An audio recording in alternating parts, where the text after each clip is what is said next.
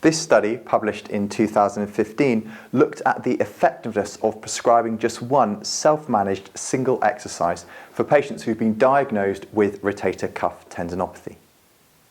You can see the reference for the study shown on the screen, but for now, the clinical message was that a self-managed program based around a single exercise appears comparable to usual physiotherapy treatment for rotator cuff tendinopathy. So you don't have to give your patients loads of exercises. It seems to be that you may get away with just giving them one decent one. This is an example of one of the exercises used in the study. The affected shoulder should be exercised against gravity using a resistance band or a hand weight for 10 to 15 repetitions, and this should be performed 3 sets twice per day.